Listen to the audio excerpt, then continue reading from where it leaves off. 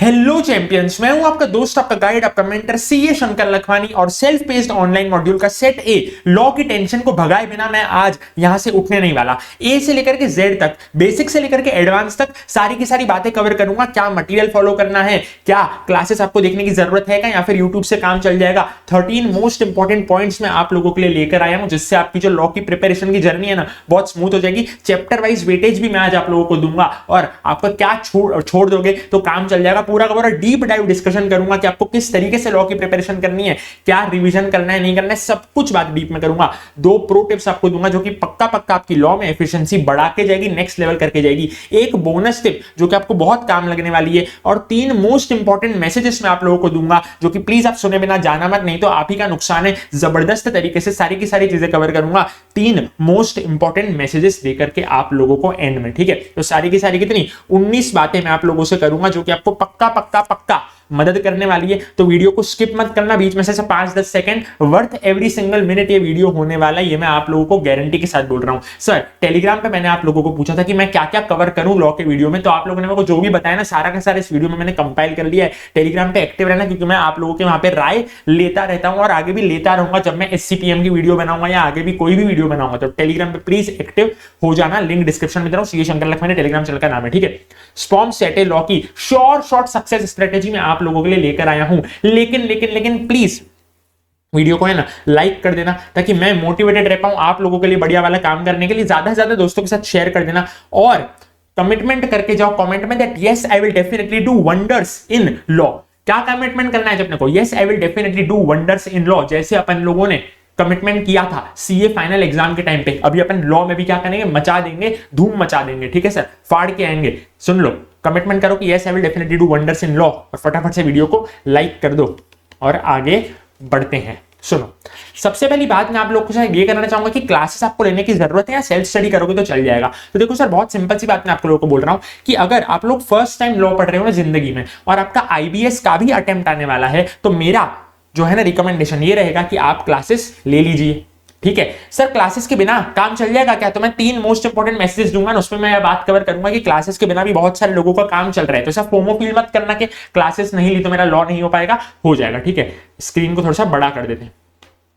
हाँ, क्लासेस नहीं ली तो काम चल जाएगा, ऐसा नहीं है कि आपको क्लासेस लेने ही पड़ेंगे। उस बारे में भी मैं आगे चल के बात करने वाला हूं। ठीक है, मटेरियल क्या फॉलो करना है उस पर भी बात करूंगा, रिवीजन नहीं करना है इसका, ये क्या बोल रहे हो सर उसके बारे में भी बात करूंगा। अब बात समझो, अगर तो आपका IBS है ना तो मेरा रिकमेंडेशन ये रहेगा कि आप क्लासेस ले लो तो सेफर साइड पे रहोगे। IBS नहीं है ना अगर आपका, बिंदास तरीके से यूट्यूब देखो, क्लासेस के पीछे खर्चा नहीं करोगे तो भी चल जाएगा। अगर आप लोगों ने नवंबर 23 अटेम्प्ट के लिए या उसके पहले वाले अटेम्प्ट के लिए क्लास ले रखी थी तो आप यूट्यूब पे रिवीजन लेक्चर देखकर ही अपना काम चला लेना, वापस से क्लास लेने की आपको कोई भी जरूरत नहीं है। सेबी का पोर्शन थोड़ा बहुत ऐड हुआ है लेकिन वो आपको यूट्यूब पे मिल जाएगा, या उसको 1 मिनट के लिए साइड में भी रख दोगे ना तो भी चल जाएगा। आपने क्या करना है, वो जो क्लास आपने ली थी तो वापस से खर्चा मत करना, यूट्यूब रिवीजन लेक्चर उससे ही आपने क्या करना है, प्रिपरेशन करके जाना है। सर सीक्वेंस ऑफ स्टडी क्या हमको रखना है और चैप्टर वाइज वेटेज क्या है? तो ये चैप्टर वाइज वेटेज किसने दिया है? ये चैप्टर वाइज वेटेज ICAI ने दिया है और उसने बोला है कि 5% का डेविएशन ऊपर नीचे हो सकता है, तो मैंने एवरेज वेटेज आप लोगों को निकाल के दिया है। सर ICAI के वेटेज पे तो हम भरोसा ही नहीं कर सकते। ऐसा है ना कि भाई 5000 10,000 MCQ का पूल बनाया गया है, उसमें से आप लोग को एग्जाम में 50 क्वेश्चन आ रहे हैं, लेकिन जब उनको एक प्लान बनाना पड़ेगा ना कि मैं क्या चैप्टर करूं कैसे करूं, तो प्लीज ये वाले प्लानर को ध्यान में रख के चलना। भले आप ICAI पे भरोसा नहीं कर सकते लेकिन 70 to 80% चांसेस है कि इसमें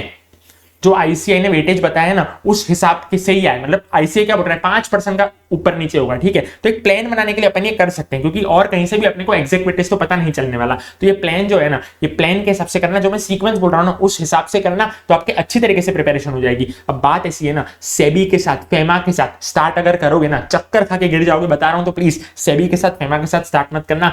ये प्लान ही आप लोगों ने क्या करना है, फॉलो करना है। ये सीक्वेंस में ही आपने क्या करनी है, पढ़ाई करनी है, क्योंकि और कहीं भी नहीं पता चलेगा आपको कि कितने वेटेज का कौन सा चैप्टर आ रहा है। यही आपको रफ आइडिया दे सकता है जो कि ICAI ने निकाला है। ठीक है, मैंने बोला हाँ। सबसे पहले आपको करना है FCRA जो कि आपके 8 मार्क्स लगभग कवर करेगा। ठीक है, उसके बाद आपको क्या करना है ना, inspection, inquiry, investigation, compromise, arrangement और ऑपरेशन मिसमैनेजमेंट। ये 3 चैप्टर मिला के लगभग 14 मार्क्स का वेटेज रखेंगे। तो फिर आपको ये 3 चैप्टर करने हैं। ठीक है, पहले FCRA किया, फिर ये 3 चैप्टर किए। उसके बाद वाइंडिंग अप, मिसलेनियस और एडजुडिकेशन वाला चैप्टर, ये 16 मार्क्स का कवरेज रखेगा, तो आपको ये वाला करना है। उसके बाद आपको आना है आईबीसी, 11 मार्क्स का कवरेज रखेगा, ये आपको करना है। उसके बाद डायरेक्टर्स वाले जो 3 चैप्टर है, डायरेक्टर्स, मैनेजरल पर्सनल और बोर्ड मीटिंग वाले, ये 20 मार्क का वेटेज रखेंगे, तो फिर आपको ये करना है। फिर फेमा 11 मार्क और सेबी 20 मार्क्स। सेबी को प्लीज आखिरी प्रेफरेंस देना, सब कुछ हो जाए उसके बाद ही आपको सेबी करना है। अब सेबी तो है ना शॉर्ट 20 मार्क का आने वाला है, उसमें कोई 5% डिविएशन नहीं है, क्योंकि क्या बोला है इन लोगों ने, कंपनी लॉ हम 50 मार्क का पूछने वाले हैं, इको लॉ 30 मार्क का पूछने वाले हैं और सेबी 20 मार्क का पूछने वाले हैं। तो इसके अंदर कोई भी 5% का डिविएशन नहीं है, लेकिन इसके अंदर जो वेटेज दिए ना उसमें 5% का डिविएशन है। सिक्योरिटीज लॉ में अकेला सेबी ही है, तो उसका तो पक्का 20 मार्क का आने ही वाला है, लेकिन क्योंकि वो थोड़ा बहुत टेक्निकल है तो प्लीज उसको एंड में रखना। ई फाइलिंग करके एक चैप्टर है, टाइम बचे ना तो ही करना, नहीं तो भाड़ में जाए, ठीक है। सर एमसीक्यूज हम लोग को कैसे पढ़ने हैं एग्जाम में, तो पहले आप लोगों ने एमसीक्यू पढ़ लेना है, उसका रिक्वायर्ड पार्ट देख लेना है कि वो एमसीक्यू क्या पूछ रहा है, उसके बाद ही आपको केस स्टडीज पढ़नी है। अब हर एक केस स्टडी में आपके 2 से लेकर के 5 एमसीक्यू होंगे, किसी में 2 होंगे, 3 होंगे, 4 होंगे, 5 होंगे मैक्सिमम, ठीक है, बात समझो। MCQs can be directly answered in many cases. So reading case study first is a waste of time. तो पहले आपने MCQ पढ़ना है, बाद में केस स्टडी पढ़ना, क्योंकि बहुत सारे केस में ऐसा होने वाला है कि more than 80% of the case study irrelevant होने वाली है। तो ऐसा ना हो कि आपने केस स्टडी में अपना टाइम बर्बाद कर दिया और बाद में तो पता चला MCQ का आंसर मैं डायरेक्टली ही कर सकता था, ठीक है। तो पहले आपने MCQ का रिक्वायर्ड पार्ट पढ़ लेना है, उसके बाद जब आप केस स्टडी पढ़ोगे ना तो आपको आइडिया आ जाएगा, उसमें सबको पता चल जाएगा क्या पार्ट कचरा है और क्या पार्ट काम का है। मैंने बोला ठीक है सर। टाइमलाइन आपको कब तक ये एग्जाम खत्म कर देनी है, भले बोला गया हो मई 24 वालों के लिए बिफोर मेंबरशिप खत्म कर देना, भले बोला गया हो नवंबर 24 वालों के लिए कि बिफोर नवंबर एग्जाम खत्म कर देना, लेकिन अपने को तो वो सारी टाइमलाइन को जाने देना भाड़ में, और अपने पास एक ही लक्ष्य होना चाहिए, बिफोर मई 24 रिजल्ट आपको खत्म कर देना है इस फॉर्म, भले वो लॉ हो, भले वो SCPM हो। मई 24 के आप बच्चे हो या नवंबर 24 के आप स्टूडेंट हो, आई डोंट केयर, आपको मई 24 रिजल्ट से पहले खत्म कर देना है। आपके लिए वो डेडलाइन है ही नहीं। कौन सी, मेंबरशिप के पहले वाली या नवंबर 24 वालों के लिए एग्जाम के पहले वाली? नहीं सर, मई 24 के पहले अपने को खत्म कर देना है, तो ही आपका कुछ हो पाएगा। क्यों मैं ऐसा बोल रहा हूं, क्योंकि मई 24 में अगर आप क्लियर कर जाते हो, ठीक है, तो आप लोग को आगे और भी प्रिपरेशन करनी पड़ेगी। आप लोग को अगर जॉब करने जाना होगा तो आपको रेज्यूमे वगैरह बनाना पड़ेगा, आपको अपनी प्रैक्टिस स्टैब्लिश करनी होगी, तो उसमें आपका टाइम जाएगा, ठीक है। और अगर आप नवंबर 24 वाले हो तो आपको मेन एग्जाम की भी तो तैयारी करनी है, तो प्लीज मई 24 के रिजल्ट के पहले आप लोग को इसको खत्म कर देना है, बाजू में पटक देना है इसको खत्म करके। मैंने बोला ठीक है सर, वीडियो को अभी तक लाइक नहीं किया प्लीज लाइक कर देना, ठीक है। उसके बाद बेस्ट बुक क्या रहने वाली है, ICI मॉड्यूल में से मत पढ़ना। तो किस में से पढ़े सर, फैकल्टी के नोट्स ले लेना, कोई भी आपको जो फैकल्टी पसंद हो उसके रिव्यूज देख लेना मार्केट में, फिर उसके नोट्स देख लेना। क्वेश्चन बैंक नहीं करोगे ना तो भी चल जाएगा, तो भी आप आसानी से पास हो सकते हो। सर टाइप्स ऑफ क्वेश्चंस क्या और डिफिकल्टी लेवल क्या है, मैंने बोला ICI ने क्या बोला है ना अपने FAQs में, फ्रीक्वेंटली आस्क्ड क्वेश्चंस में, कि सेट ए और सेट बी के लिए हम लोग एक्सपर्ट नॉलेज आपकी टेस्ट करने वाले हैं, और सेट सी एंड डी के लिए हम लोग आपकी वर्किंग नॉलेज टेस्ट करने वाले हैं, ठीक है। ICI ने ऐसा बोला है। लेकिन एग्जाम का लेवल जितना मेरे को पता चल रहा है, जो कि बच्चों ने अभी अभी एग्जाम दी है 25 में और उसके बाद, तो ये एग्जाम का लेवल इजी टू मॉडरेट है, बहुत ज्यादा हार्ड लेवल का नहीं है। मतलब हार्ड लेवल के थोड़े बहुत क्वेश्चंस है, लेकिन पूरा का पूरा पेपर हार्ड नहीं बन रहा है, तो ऐसे टेंशन लेने की कोई जरूरत नहीं है। मैं स्पेसिफिकली बात करूं 25 मई 2024 की, तो 43 स्टूडेंट्स ने self paced online module, 66 students ने सेल्फ पेस्ड ऑनलाइन मॉड्यूल की एग्जाम दी, जिसमें से 43 स्टूडेंट्स क्लियर कर गए, यानी 65% का पासिंग रेशियो है, जो कि मेरे को लग रहा है बहुत ही जबरदस्त, बहुत ही अच्छा पासिंग रेशियो है। तो टेंशन मत लेना, हमारा पूरा पेपर टफ आएगा।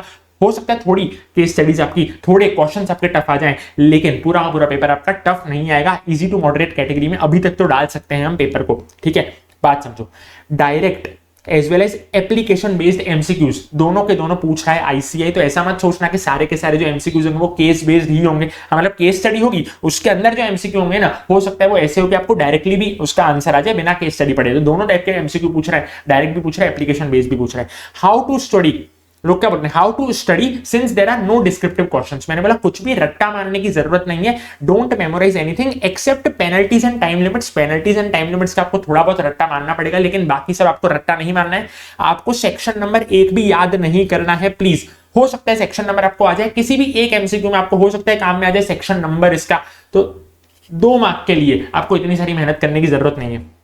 यानी कि हो सकता है किसी एमसीक्यू में आपका सेक्शन नंबर टेस्ट हो भी जाए शायद से, लेकिन आपको उसके लिए प्लीज इतनी माथाफोड़ी करने की जरूरत नहीं है, 2 मार्क के लिए इतनी माथाफोड़ी करने की जरूरत नहीं है। No need to remember section number.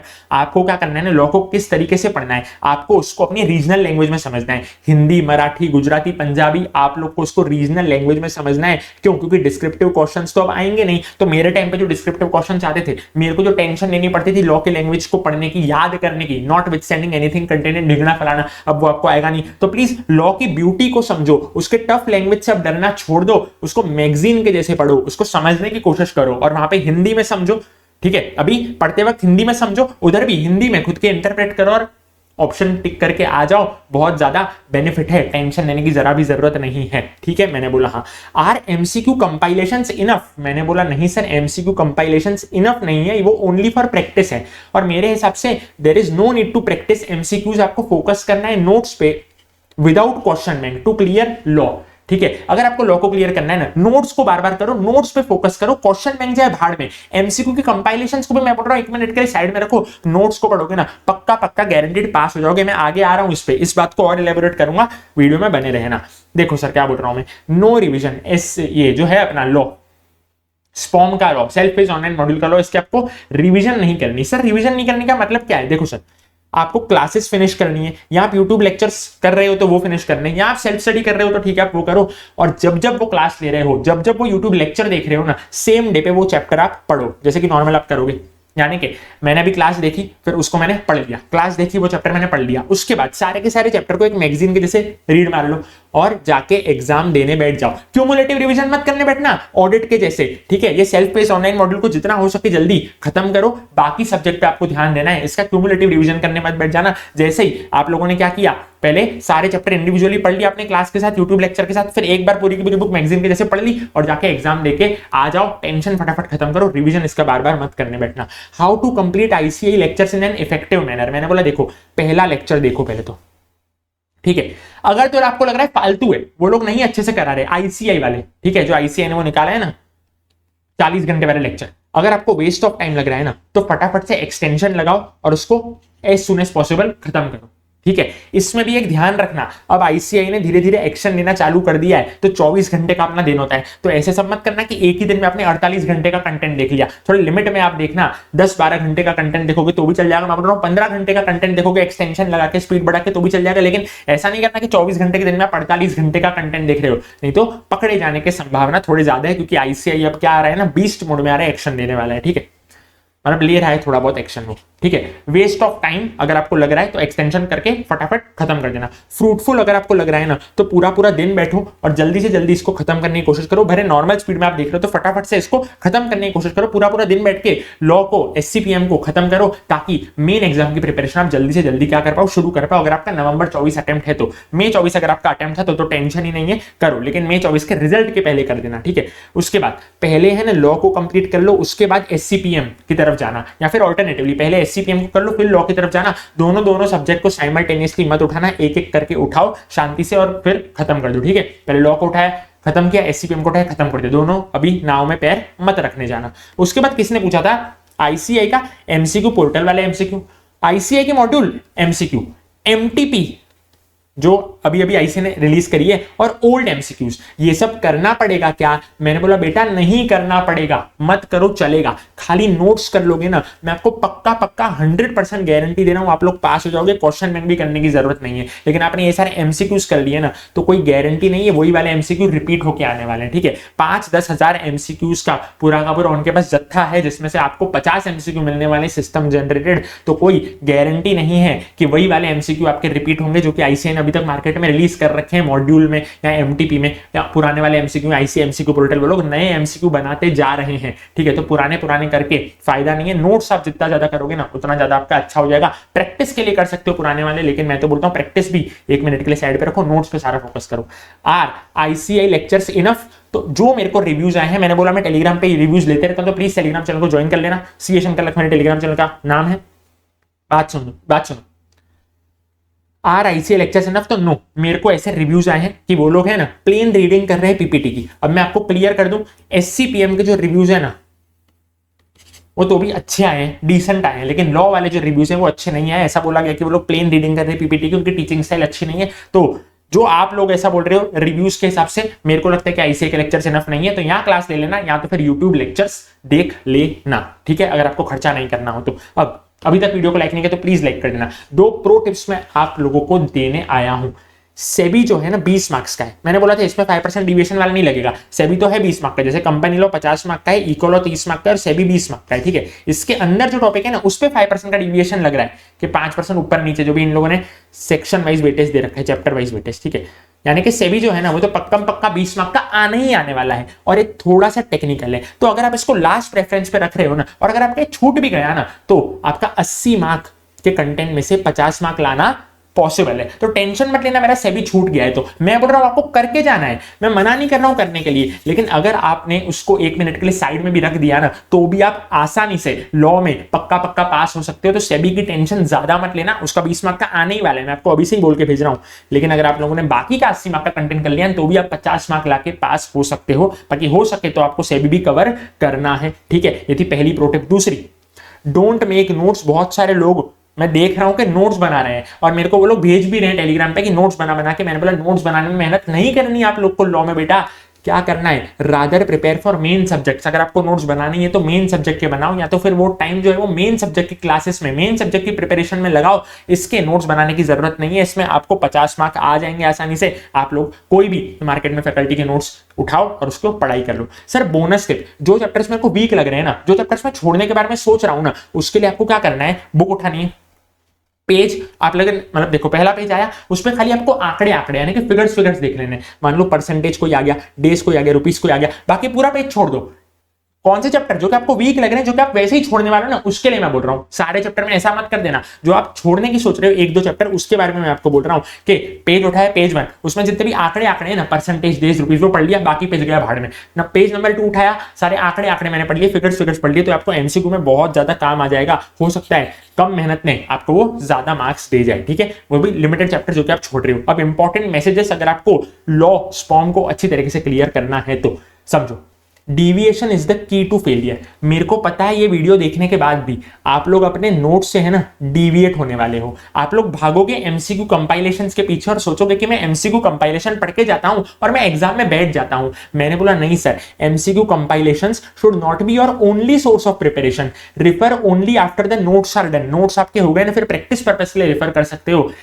Chance जो है ना रिपीट एमसीक्यू आने के, वो मैक्सिमम आपको 10 मार्क के रिपीट एमसीक्यू देखने को मिलेंगे। तो फालतूगिरी कर मत देना कि एमसीक्यू कंपाइलेशन इतनी सारी पढ़ी और 10 मार्क का रिपीट एमसीक्यू आया। इससे अच्छा नोट्स पढ़ो सर। नोट्स पढ़ोगे ना, अब पक्का गारंटेड पास हो जाओगे। उसमें से ही आप लोगों को 80 to 90 मार्क्स का कवरेज हो जाएगा, जो भी आप फैकल्टी के नोट्स लेने वाले हो।